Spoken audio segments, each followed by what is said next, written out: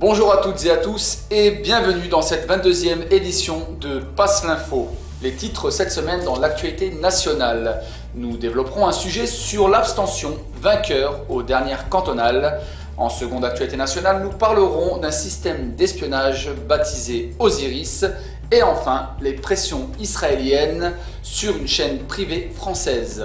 Dans l'actualité internationale, nous parlerons du complot dénoncé par la Syrie et enfin du Bahreïn, une localisation stratégique des États-Unis qui sont en passe de perdre le Yémen. Et après quelques brèves, un le saviez-vous sur le Birobidjan, un foyer juif de 80 ans. Ouvrons ce journal avec l'abstention à la tête des cantons. De nouveau, le grand vainqueur pour le deuxième tour des élections cantonales est l'abstention, avec un taux de 55%. Pendant que la France, sous la direction de l'OTAN, continue ses frappes contre la Libye, nos concitoyens ont montré leur mécontentement et leur écœurement de toutes ces promesses que le gouvernement ne tient pas depuis si longtemps. L'abstention sera-t-elle vainqueur des élections présidentielles? La suite en 2012. Seconde actualité nationale, Osiris, un système d'espionnage. Oui, en France, depuis décembre 2010, Osiris a vu le jour. C'est un système visant à surveiller les rencontres à haut niveau et les échanges technologiques entre les pays de l'OTAN. Et ceci par des informaticiens sans aucune compétence diplomatique ou stratégique. Ces échanges comportent des domaines importants de l'armement, de l'aéronautique et du nucléaire grâce à des données accessibles sur le net. Ce système est conçu par une société française, la Compagnie européenne d'intelligence stratégique. Et sans transition, Israël fait pression sur TF1. Israël, avec impertinence, n'a pas hésité à influencer les chaînes de télévision françaises pour que le nom du soldat franco-israélien Gilad Shalit, capturé par le Hamas, figure dans la liste des otages français cités à chaque journal télévisé. Monsieur Jean-Marc Pias, médiateur de TF1, a donc écrit à Monsieur Roger Pinto, président du mouvement Siona, une lettre expliquant que Gilad Shalit n'a pas été oublié par les médias. Néanmoins, celui-ci étant franco-israélien et enlevé en tant que soldat de l'armée sioniste portant l'uniforme de Tsahal, son nom ne peut pas figurer dans la liste des otages français et être considéré comme tel. Jean-Marc Pias expliquera également dans sa lettre que c'est aux médias israéliens de se mobiliser pour obtenir sa libération. Actualité internationale, le président syrien dénonce un complot américain. En effet, la Syrie est agitée depuis quelques jours par des manifestations ne touchant qu'une partie limitée de son territoire. Pourtant, les médias français et occidentaux n'ont pas manqué d'amplifier ces événements, sans doute pour compenser leur quasi-silence sur la répression menée à Bahreïn par l'armée saoudienne. Par contre, ils n'ont pas manqué de minimiser le nombre impressionnant de manifestants qui brandissaient des drapeaux du président syrien dans les rues de Damas. La Syrie reste une nation dont une partie du territoire national, dit hauteur du Golan, est encore occupée et colonisée par l'entité sioniste depuis 1967. Si on ajoute à cela que le gouvernement syrien se tient fermement dans le camp de la résistance face à Israël, on comprend alors que ce pays est de fait un pays en guerre depuis longtemps. D'où l'état d'urgence qui perdure depuis plus de 40 ans. Le président Bachar el-Assad s'est adressé à la nation en fustigeant le complot américano-sioniste sur son pays. Ce n'est pas un secret, la Syrie est actuellement victime d'une grande conspiration qui vient d'autres pays et dont certains plans viennent de l'intérieur du pays. Cette conspiration est différente sur la forme et sur le moment choisi de ce qui se passe ailleurs dans le monde arabe. Il y a une nouvelle tendance qu'ils considèrent comme des révolutions. Pour nous, ce ne sont pas des révolutions, ce serait plutôt une sorte de mode. Pour eux, si quelque chose a lieu dans les pays arabes, cela donne une excuse pour agir de manière similaire en Syrie. Donc s'il y a des révolutions dans d'autres pays, alors il devrait y en avoir une ici. Et toujours au Moyen-Orient, le Bahreïn, une localisation stratégique. Le minuscule État du Bahreïn est la clé de la stabilité de l'Arabie saoudite, dont les régions orientales concentrent la plus grande partie des réserves de pétrole. La perte de cet État poserait également aux Américains et aux Français un problème sécuritaire. La capitale, Manama, abrite la 5e flotte de l'armée américaine.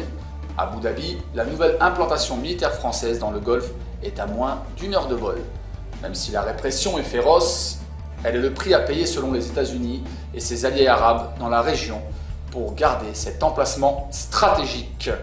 À présent, l'aigle américain commence à perdre ses plumes. Le secrétaire américain à la Défense, Robert Gates, a exprimé son inquiétude à propos du Yémen ce dimanche 27 mars lors de l'émission This Week sur la chaîne américaine ABC. Selon Robert Gates, le départ du président yéménite Ali Abdullah Saleh, après 32 années à la tête du pays, poserait un vrai problème pour les États-Unis, notamment dans leur lutte contre Al-Qaïda. Et maintenant, quelques brèves manifestations à Londres. Le mois dernier, à Londres, des militants pour la Palestine ont manifesté devant le siège de l'Institut royal pour les relations internationales, Chatham House. Les manifestants se sont insurgés de la visite du président d'Israël, Shimon Peres, dans la capitale anglaise pour commémorer les 60 ans de relations diplomatiques entre les deux parties. Shimon Peres encore est là face à la justice. Effectivement, une association juridique européenne a présenté une action en justice pour l'arrestation du président Shimon Peres à son arrivée en Suisse, l'accusant d'avoir commis des crimes de guerre et crimes contre l'humanité, contre la population palestinienne. À présent, une brève qui concerne un sujet brûlant. Un médecin refuse d'ausculter un patient de confession musulmane. En France, cette semaine, le collectif contre l'islamophobie a reçu de nouveau une plainte relative aux agissements discriminants au sein du corps médical.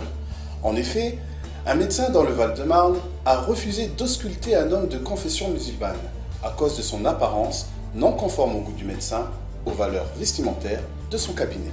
Et maintenant, notre fameuse brève insolite, Facebook et la police de Cavaillon. Oui, en France, dans le Vaucluse à Cavaillon, un agriculteur de 29 ans qui, après avoir été contrôlé par la police pour un test d'alcoolémie en sortie de discothèque, a créé un groupe Facebook intitulé « Les poulets de Cavaillon, le vide-ordure de la police nationale », avec à l'appui une photo de poule. La justice l'a condamné à 250 € d'amende pour outrage et 1 € symbolique pour dommages et intérêts pour le commandant de police de Cavaillon, ainsi que 400 € de frais de justice. Le saviez-vous, le Birobidjan, un foyer juif antérieur à Israël. En 1928, 20 ans avant la création d'Israël, Staline décide de créer, à plus de 8000 km de Moscou, à la frontière avec la Chine, une entité nationale juive, avec le statut de terre d'accueil pour les juifs du RSS. En 1934, le Birobidjan reçoit son statut officiel de région autonome juive.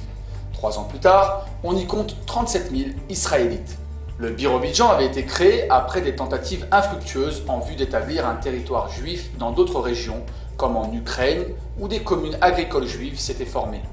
Mais dans ces régions, la création d'une république juive rencontrait des fortes oppositions locales, au point que le projet ukrainien relancé après 1945 et encouragé par les juifs américains fut l'un des prétextes de la répression antisémite déclenchée par Staline en 1948 et qui dura jusqu'à sa mort en 1953.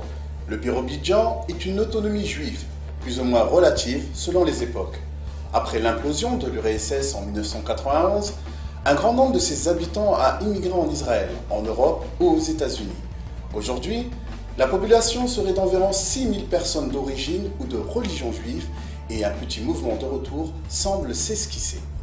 D'autant plus qu'Israël tente de se rapprocher de ce territoire pour des raisons tactiques aux côtés du géant chinois. Une des raisons de la création de ce foyer a été de peupler une région inhabitée et stratégique à la frontière avec la Chine. Une autre a été de permettre aux Juifs soviétiques de disposer d'un territoire pour pouvoir s'y exprimer en tant que nationalité soviétique et y vivre en autonomie. Ce projet était conçu comme une alternative au sionisme jugé nationaliste bourgeois.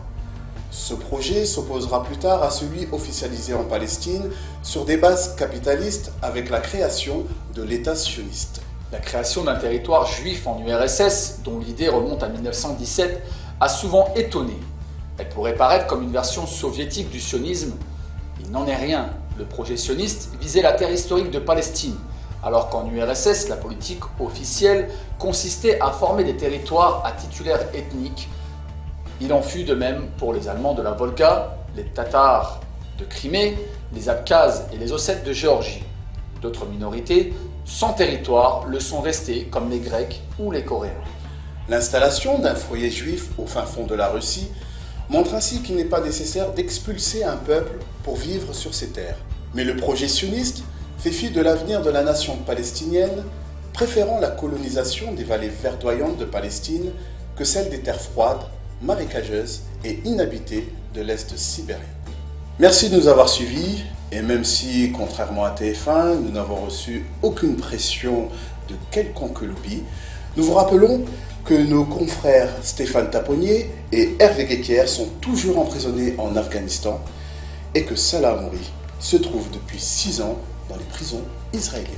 Merci de votre fidélité, passez une excellente semaine et surtout n'oubliez pas, passez l'info.